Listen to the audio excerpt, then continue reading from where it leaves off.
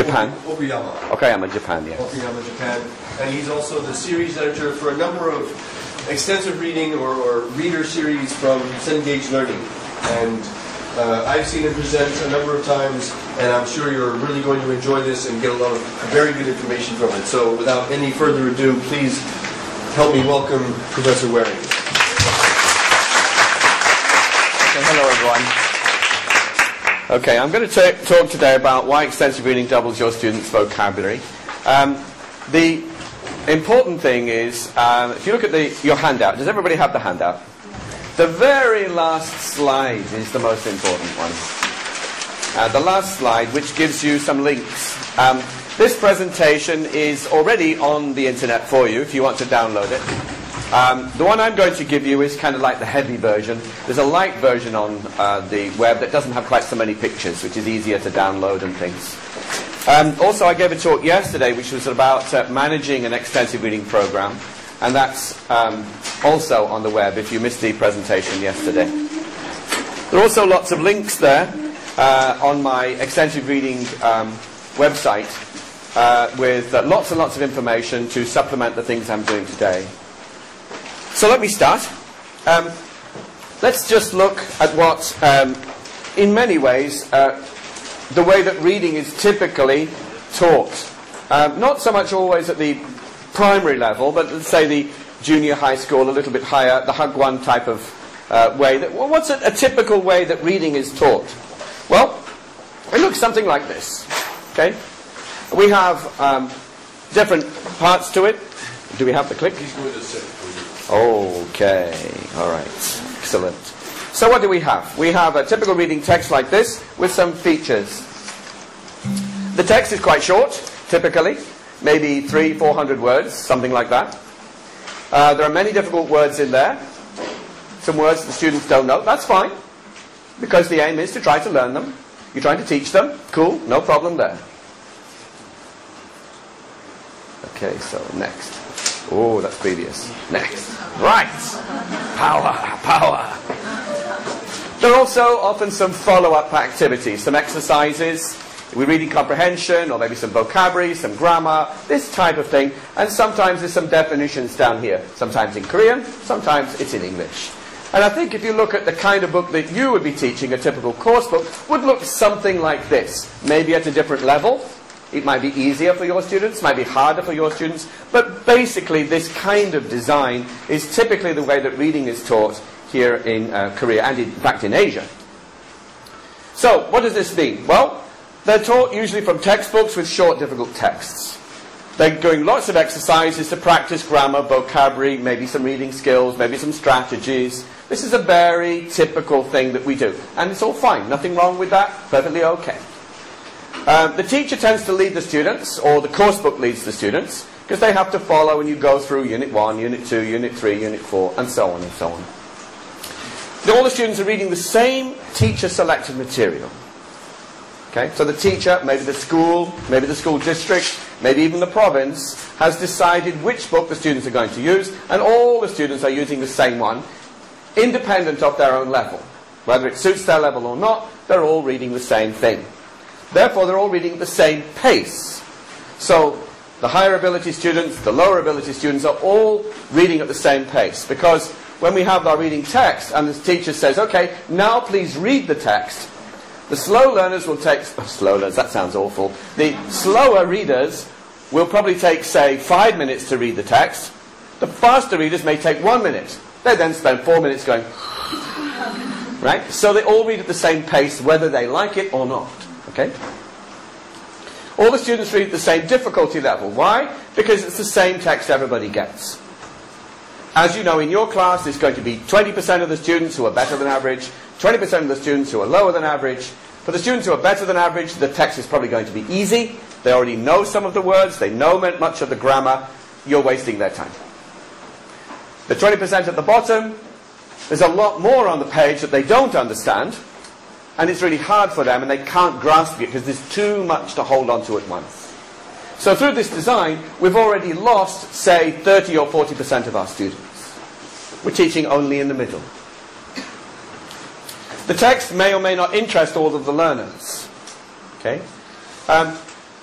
not all the students are going to enjoy the same kind of reading, the same kind of topics, and because they all read the same one, if you're lucky, you're going to get a text that they'll be interested in.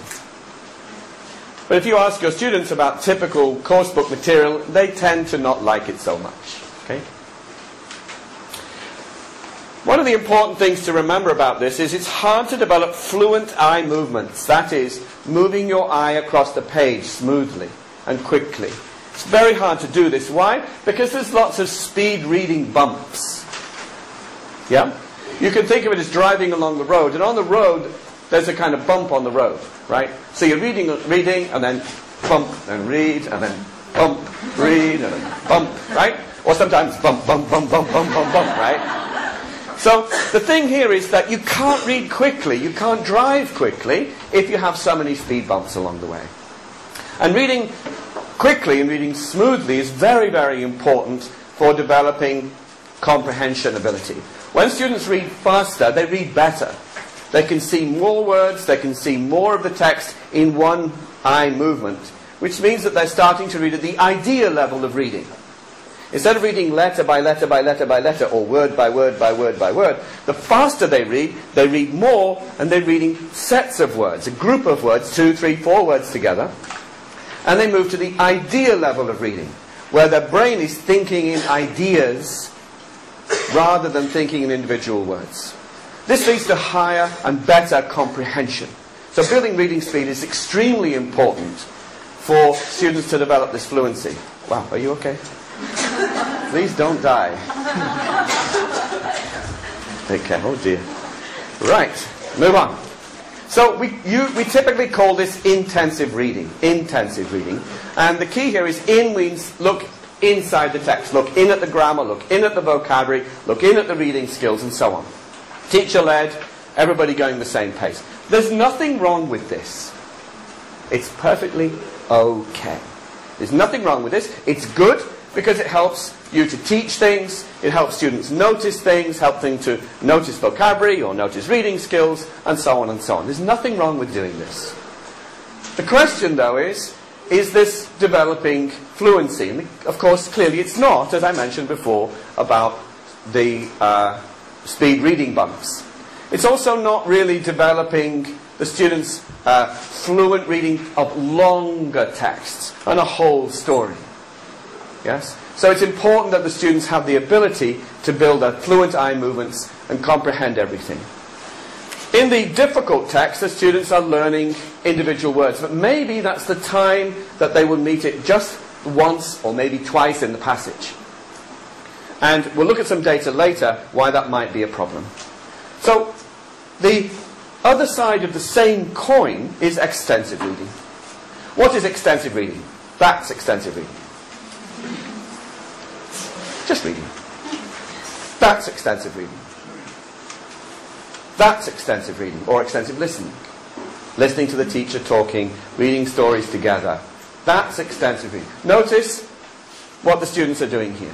This is extensive reading. Reading for fun, reading for enjoyment, reading what they want to do, everybody reading something different. This is not extensive reading. This is study reading. They have their pens in their hand, head down, looking at things. This is not extensive reading. This is language study reading. This is intensive reading, intensive study. Similarly, here you can see that there is a text that she's working through. And again, this is not extensive reading. This is language study reading. Okay? So how do intensive and extensive reading fit together? Well, think of it in terms of from slow speed to high speed, low comprehension to high comprehension. And if we think about 90% of known vocabulary, you know students know 90% of the words on the page. Let's see what happens. If they know less than 90% of the words on the page, this becomes reading pain. It's painful for them. Too many speed bumps. It's demotivating. It's difficult for the students. And it's very easy for them to lose motivation. High effort, lots of effort, and often can create in the student a feeling of, I'm not good at English. English is difficult. This impression that English is difficult. If students know 98% of the words, between 90 to 98%, this will be intensive reading. This is instructional level of reading, where you actually can teach something. The idea is to teach something. They learn new words, new grammar, and so on. If students know between 98% to 100% of the words on the page, then we have a chance for extensive reading, which allows for fast, fluent comprehension, fluent movements, adequate comprehension, and they'll be able to read quickly and enjoyably because there's not too many speed bumps. If students know 100% or more, then this allows for speed reading practice. Right? The students can read quickly if they know nearly everything. You can't build reading speed if there's lots of stuff you don't know. You can't do it. So these are how they fit together. With language they don't know, it's instructional or painful. With when they know most of the language that's on the page already, the idea is they can build fluency, they can build speed, they can build enjoyable reading experiences, and they can read a lot. And we'll find out why it's so important later that they read a lot. So if we took a typical course like this one, where we've got Unit 1, Unit 2, Unit 3, Unit 4, Unit 5, and these are the typical kind of courses we would teach.